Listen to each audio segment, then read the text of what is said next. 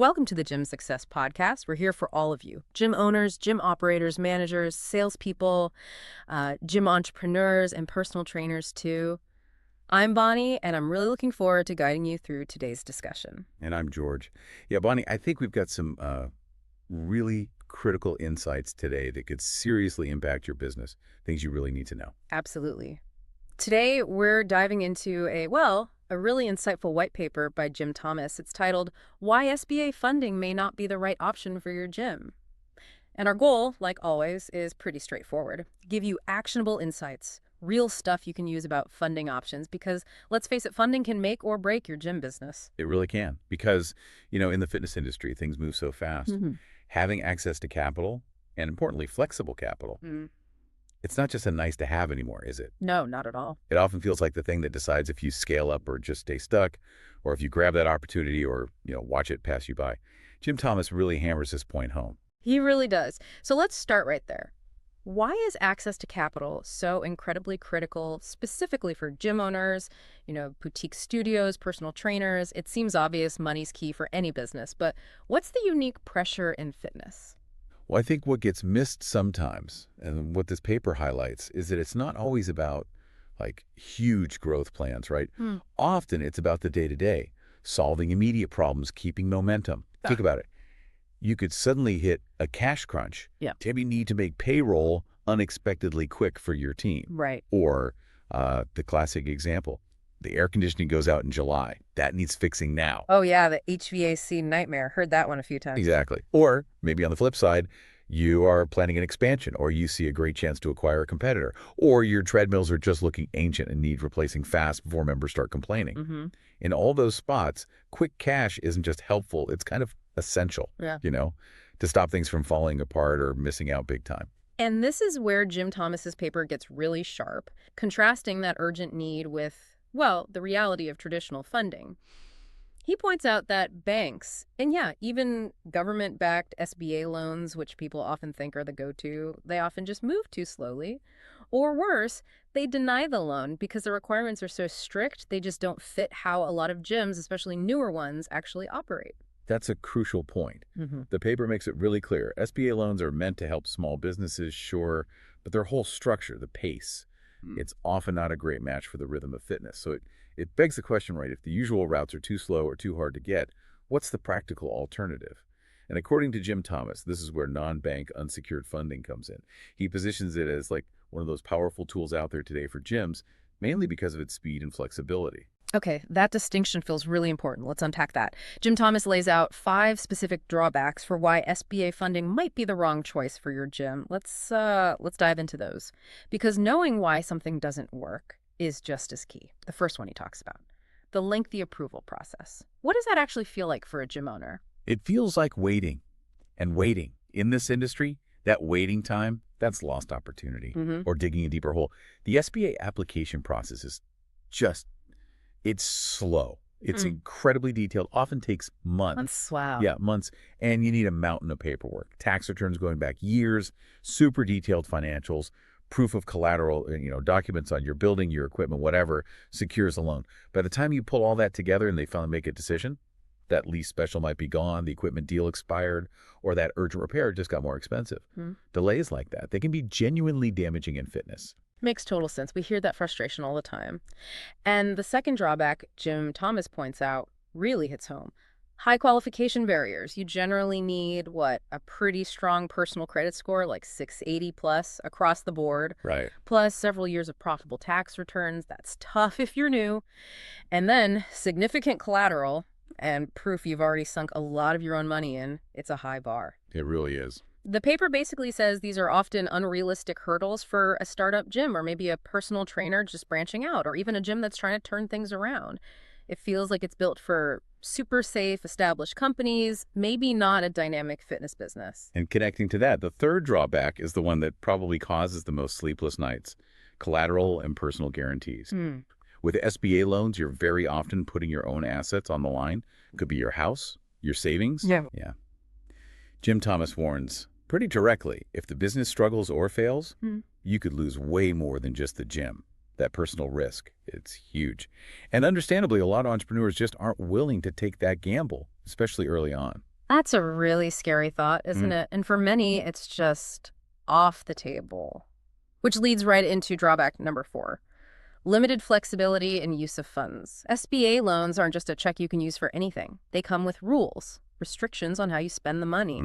Strict rules. And Jim Thomas points out that some really common urgent needs like paying back rent to avoid eviction, covering payroll this week, or maybe refinancing some high-interest debt quickly, those things often don't qualify. But those are exactly the kinds of fires gym owners need to put out fast. It's almost like the funding is for the nice-to-haves later, not the must-haves right now. Exactly. Yeah. Which perfectly sets up the 5th drawback.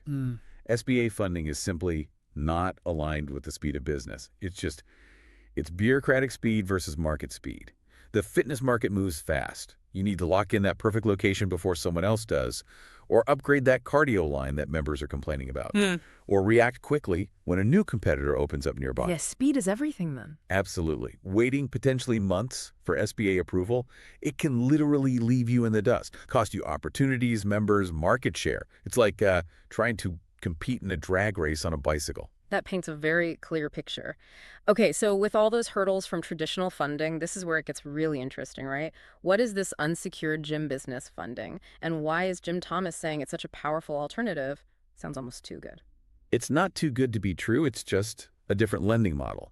One that's actually a much better fit for a lot of businesses today, especially in fast-moving sectors like fitness. Unsecured is the key word. It means no collateral needed. You're not pledging your equipment or your house or your savings account. Okay, that's huge. Yeah. It's based more on your creditworthiness, your track record, and crucially, the income your business generates, not physical assets. And the really transformative part, like the paper stresses, almost no restrictions on how you use the funds. That gives you incredible freedom, agility to fix problems or jump in opportunities. No bureaucratic red tape telling you what you can and can't spend it on. Wow, no restrictions. That flexibility alone sounds priceless. Okay, let's walk through the key benefits Jim Thomas outlines for this unsecured funding, because they really explain why it's catching on. First, like you said, no restrictions on use. So you need it for marketing. Go for it. Payroll, covered. Renovations, equipment upgrades, hiring, expansion, even buying another gym. It's your call. That's amazing freedom. It really is. And that connects to the next big one. No collateral required. Your personal stuff home, savings, it stays safe. Off the table. That massively lowers the personal risk for the owner. Huge relief. And then there's the speed, fast turnaround. The white paper says you can often get pre-approved the same day and funding in like 7 to 10 days. Yeah, sometimes even faster. Compare that to the months, potentially, for an SBA loan. That speed can literally save a deal or stop a crisis in its tracks. It's a night and day difference. And it comes with the simple application process. Much less paperwork than the SBA demands. Way more streamlined. Plus, high approval odds. Even if your own credit isn't perfect, the paper mentions a qualified cosigner can often get you over the line. That opens doors for more people. Definitely broadens access. And maybe the easiest benefit to like. It costs nothing to apply. You can find out if you pre-qualify, often the same day, with zero risk or obligation. No downside to just checking. Yeah, none at all. And we're not talking small change here. The paper mentions typical funding from $50,000 up to $500,000, sometimes more. That's serious capital, the kind that can genuinely shift your business's direction overnight. Okay, this sounds incredibly practical. So let's get specific. What does this mean for you listening? Who actually qualifies? It sounds easier, but what are the actual requirements? It's often more straightforward than people think. There's sort of 2 main paths. Yeah. The standard qualification path usually looks for a personal credit score, typically 680 or higher, on all 3 main reports. Okay. And income, usually $50,000 or more per year for the last 2 years. And you need to be a U.S. citizen or permanent resident. But, and this is really important, something Jim Thomas emphasizes, if you don't quite meet those marks yourself, a good cosigner can often bridge that gap. That's a great option. Opens it up. But the paper also talks about an alternative path, bank statement funding. This sounds interesting, especially for gyms already up and running. How does that work? Yeah, this is a really smart option for existing businesses. Instead of focusing heavily on personal credit or tax returns, lenders look at your last 6 months of business bank statements. Okay, what are they looking for there? You want to see consistent monthly revenue coming in. Yeah. Shows healthy cash flow, right? They also look for minimal, ideally zero, daily negative balances or NSF charges, bounced payment fees. More signs of instability. Exactly. And they check that the account isn't constantly being drained down to zero. This path is great if you'd rather not share tax returns or rely solely on personal credit, but you can show your business itself is financially healthy and consistent. It focuses on the business's actual performance. That makes a lot of sense. It feels very grounded in the reality of running the business. So, thinking about all this, can you maybe give us some real-world examples, scenarios where this unsecured funding really shines, maybe ones Jim Thomas Oh, highlights? absolutely. The paper gives some perfect examples. They're things we see all the time. A really common one, catching up on rent or payroll. Maybe you had a slow month, things are tight. Unsecured funding lets you cover those essentials, keep your doors open, keep your staff paid without raiding your personal savings. Huge stress reliever. Yeah, it keeps the core secure. Another big one, renovating or upgrading equipment. Let's face it, old, worn-out equipment is a major turnoff for members. This funding lets you upgrade now, keep the place fresh and competitive, instead of waiting months for a loan approval while members drift away. And it's not just plugging holes, right? It's also for growth. Exactly. That's where it gets exciting. Think about adding new services. You want to launch a personal training program, or maybe add nutrition coaching, or those trendy recovery lounges. You need capital for trainers, marketing, maybe some specific gear. Unsecured funding gives you that launch capital quickly. Or acquiring another gym. Speed is often critical in acquisitions. This funding lets you move fast. And maybe the biggest step, opening a second location. Having that capital readily available gives you the leverage to expand your footprint and really start to dominate your local market. These are all moves where speed and flexibility are just crucial. Those examples really drive home the difference this kind of funding can make. Now, before we wrap up, Jim Thomas shares what he calls the golden rule, and it's fantastic advice. When in doubt, apply. He points out, and it's so true, that so many gym owners just count themselves out prematurely. They think, oh, my credit's not perfect, or my income's not high enough, or it'll be too complicated. Yeah, they talk themselves out of even exploring it. Exactly. But as we've said, it costs absolutely nothing to apply for unsecured funding. You can get a pre-qualification decision, often the same day, with no commitment. You might be really surprised by what you qualify for. Just knowing your options is powerful. That advice, when in doubt, apply.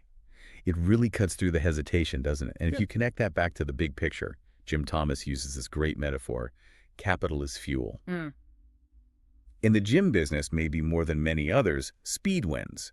Being able to solve problems faster, roll out new ideas quicker, just act with more agility, that puts you way ahead of the competition. And while SBA loans have their place, for many gyms, they often just fall short. They can't keep up with the pace, the sudden needs, the quick opportunity. So really, this unsecured non-bank funding, it's not just about surviving, is it? It's about having the fuel to actually scale, to grab those chances, to become a stronger player in your market. Exactly. Whether you're just starting out or you're looking to grow an established brand, having the right funding right when you need it, it can honestly change everything. It lets you build the business you actually want. A really powerful way to think about it. Gives you control, agility. Okay, so if you're listening and you need help figuring out this funding landscape, or maybe building better systems, improving your facility, turning things around, Jim Thomas is definitely an expert resource you should know about. You can reach Jim Thomas directly. His number is 214-629-7223. Or you can email him at jthomas@fmconsulting.net. That's jthomas@fmconsulting.net. And his website is fmconsulting.net. Lots of good info there, too. Definitely check it out. And remember that final piece of advice, maybe the most important takeaway today. When in doubt, apply. Couldn't agree more. See what's possible. Thank you so much for joining us for this discussion on gym funding. We really wish you the best of success in your business.